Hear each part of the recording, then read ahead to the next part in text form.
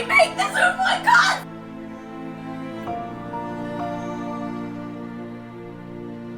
Oh god, no, no, no!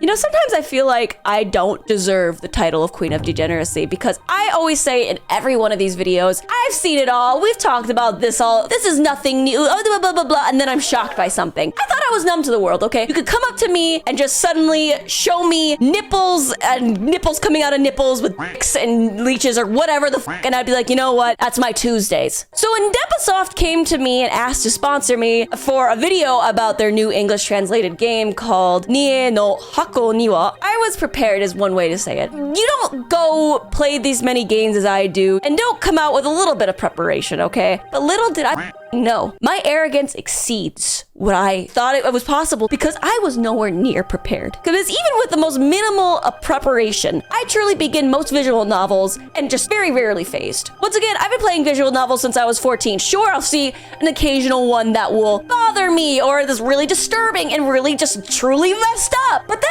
there's this game. This game, it took what little bit of soul I had left in me from years and years, and it just threw it on the ground, stomped on it, and just started pissing and stabbing it and self-catalyzing it. This game made me cry. Genuine sobbing tears cry. I've never cried from a visual novel. I've never been so disheartened from a visual novel before. This game took everything from me. I am not being dramatic when I say this game destroyed me. But thank you, Depasoft, for sponsoring this video. Please make sure to check out my description for links in there. And I'm going to be getting into it because I have a lot to say and a lot to show you about my experience of why I feel this way. But before I do that, I'm going to put the warnings of everything that happens in this game on the screen. I'm not going to say them out loud because there's a little bit of everything in this game. Throughout the whole thing, there was occurrences where I was just like, this event that is happening right before my eyes, it cannot be what I'm seeing. It cannot be what I'm experiencing, right? It cannot, and then it goes further. It goes further, and then I'm not safe anymore. Now, Nie no Hako Niwa is a rather complicated eroge and honestly traumatized me pretty much from the get-go to a point where I'm not sure I understood everything, so bear with me. And there will also obviously be light spoilers because there has to be if I'm going to go into detail of what it is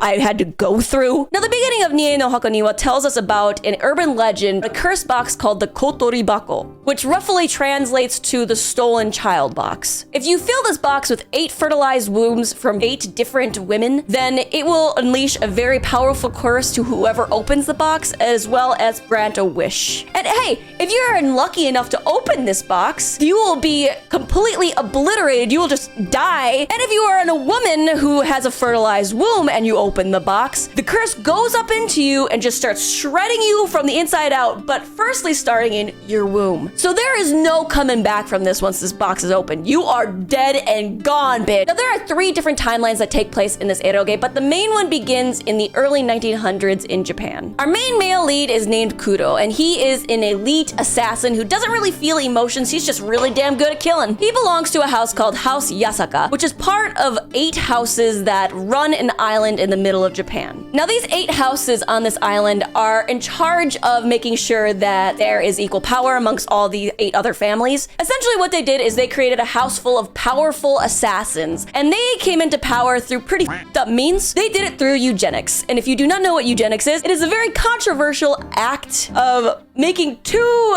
superior people continue to have children to create superior offspring. So in this case, they'll make 2 very strong people keep copulating until they keep making enough strong children, even if they don't necessarily want to keep making these children. But because of this, they created an incredibly powerful army. Now, Kuro is like the best of the best that has been made in this whole house. He doesn't have any emotions, so he doesn't have any conscience or feel bad about killing people. He could take anyone down in the span of a second. He could kill you like nothing, bro. So it's because of that he's seen as the head of Yasaka's favorite child. Now, there is another house on this island called House Shiki, and they're having a problem, okay? House Shiki only has 1 child, and it's a daughter. So House Yasaka decides to form alliance with House Shiki by having Kuro get married to their House Shiki's daughter, Kyoko. Now, Kuro and Kyoko Kyoko have never met before. And right in the beginning, when we meet Kyoko, the first thing she says upon meeting Kuro is, "I'm gonna have your babies." Relax! She's horny from the get-go, okay? She wants that D and she wants it now. But it's kind of funny because Kuro is obviously a guy who doesn't really feel human emotions. He doesn't feel really anything. He's like kind of like, "F off, you're weird," which is kind of refreshing to see in an Eroge. But anyway, from that point on, you're starting to gear yourself up for a horror game, but you don't really get that. Not at first, because the first 2.5 hours are all about Kuro and Kyoko getting to know each other and fall in love. They have a month before they are meant to get married and kind of form an alliance for their houses. During this time, we actually get to know the characters a little bit better as they also get to know themselves and they start to change. We learn that Kyoko has been traumatized from a young age and has been told that any woman who doesn't give birth to sons is useless. And Kuro, we get to see this cold, empty guy whose whole purpose in life was to kill people and just do what he's told and not really feel any emotion. He starts to feel the one solid emotion that is love. And he starts to feel that towards Kyoko as they begin to open up to each other. And to experience this in a visual novel, two characters you get to see from the beginning, at least for Kuro, not really feel anything initially, to slowly start to really love each other was something I've never really experienced in a game. Because usually when you're doing visual novels or eroge, you play the main character. That is not the case in this. This is something you sit back and you watch. And it's because of that we see a very detailed picture of their blossoming love. And I'm not a fan of normal love stories, but the writing in this made it so hard not to cheer and want the best for them. Now, the artwork of this game is eye-catching. It is gorgeous. One of the most beautiful visual novels I've ever played. Look at the pictures. Look at the cover art. In your face, perfection. Gallery of art. Hello, yum, yum, yum, yum, yum. Let me just...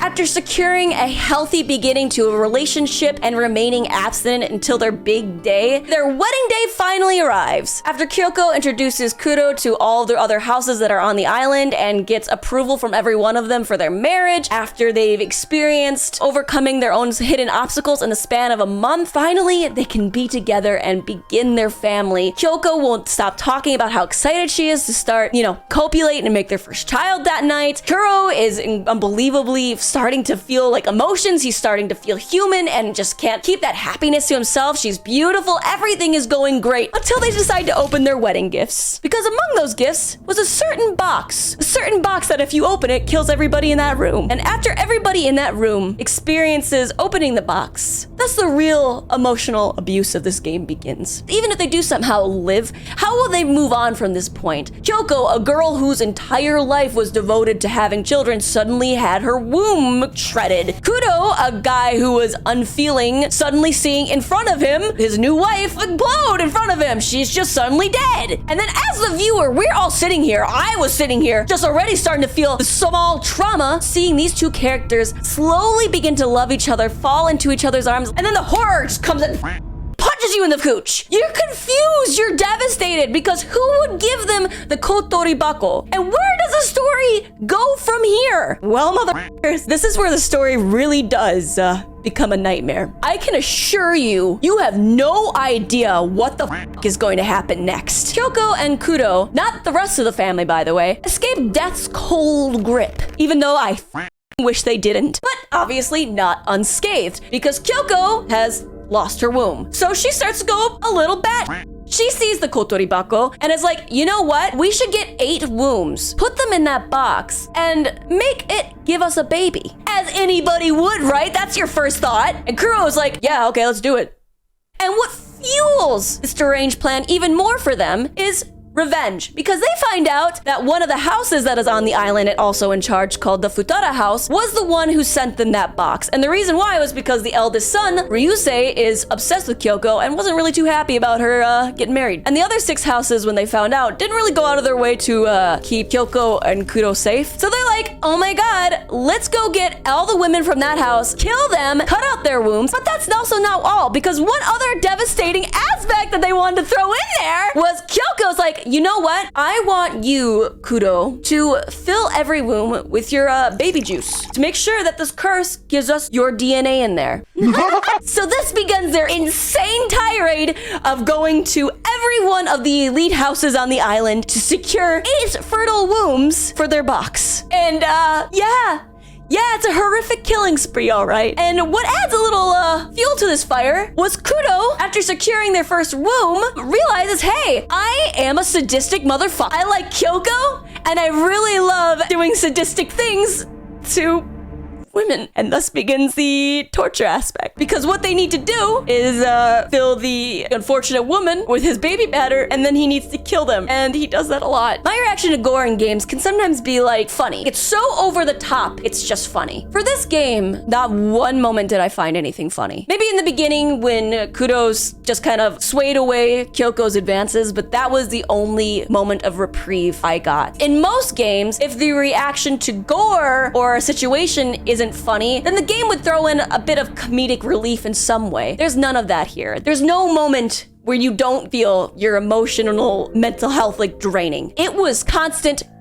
agony. There's visual novels I need a shower from for sure. And then there's visual novels that stick to my brain. You know, come up from time to time in my head just being like, oh, that was really messed up. And then there's this. This really did take a piece of my soul with it. I shut my computer and I just stared blankly, wondering how do I recover from what I just had done to me? And one of the largest reasons why I feel like this, one of the biggest aspects of this game that made it so unforgettable in terms of everything that I'm going to tell you is because of the art, because of the detail they did in the art, because this is the first time I've ever seen in a visual novel. Usually when you see anime pictures of like death or anything like that, or like murder, it doesn't really feel as impactful because it's anime, it's drawn, it's not really all that detailed. This is the first visual novel I've ever seen where they made the deaths, they added a bit of realism to the artwork. For instance, there was a scene where a guy got his head cut off. This is pretty much in the beginning. And the next moment you see his head is gone, you know, and you see it on the ground and you see bloodshot eyes. Genuinely look so real, bloodshot eyes. And then another scene, which is just like one of the best, most favorite things ever, a scene where somebody gets, they get unalived.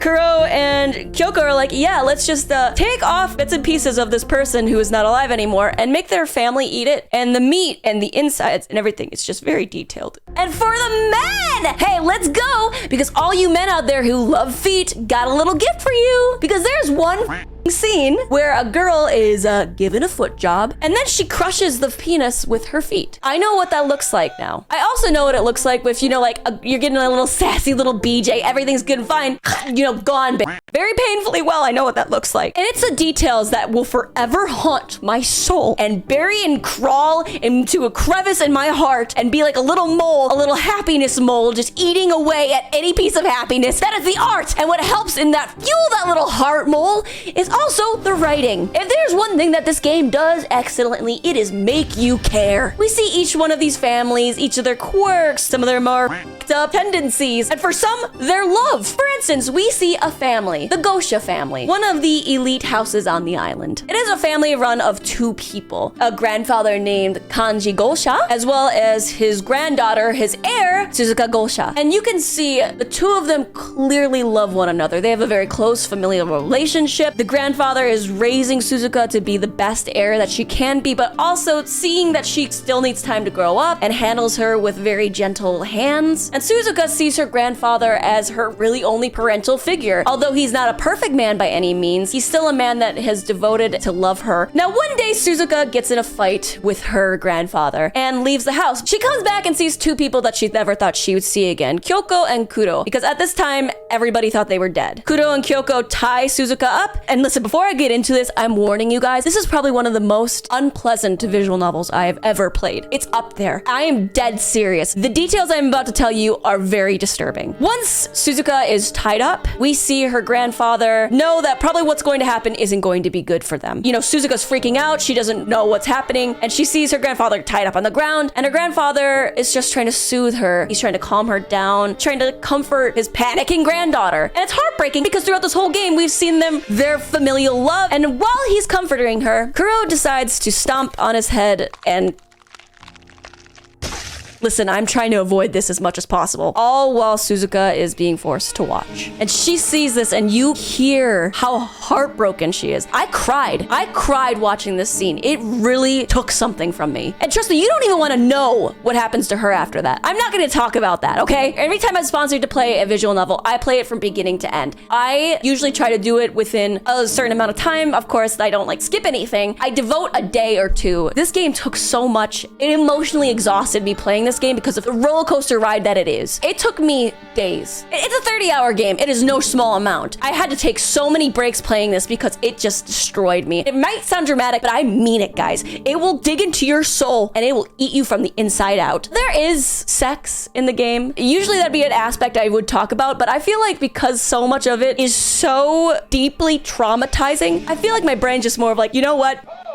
If you jack off to this game, I do not know what is going on with you, where your head is at, but I don't want to know. Please don't come by me. But looking back on it now, this game does a really good job of showing the origin story of an urban legend, because every beginning of an urban legend usually stems from something really messed up. And this is a full story, okay? From beginning to end, we get a whole story. We see how messed up the Kotoribako is, what its existence does to everybody who comes near it, and the terror it inflicts. Trust me, it inflicts a lot of terror. The non-stop revenge rampage of this game is most of the game. It's most of the acquiring of the wombs. There are 3 different timelines, one more of the modern one and one of the beginning of the Kotoribako. You get a whole story, which is actually pretty generous for a game regarding an urban legend, because usually you only get kind of like part of the story, not the full thing. And I'm going to just say right now, if you are going to play it, prepare yourself in a way that you probably can't. I do recommend playing this game. It is not an easy game to play. If you want a horror game, you're gonna get a horror game, okay? Be it the art, the writing. I sometimes would forget I was not in this game and it wasn't me self-cannibalizing myself, which is also a part that happens in there. It's very unfortunate. The horror of humanity is within these games files, and I will never excuse that, but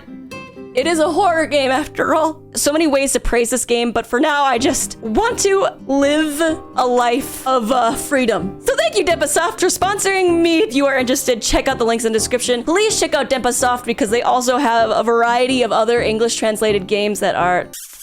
Thank you guys for watching this video. Please remember to like, comment, and subscribe. I need to lay down. This is too much. Okay, bye, guys.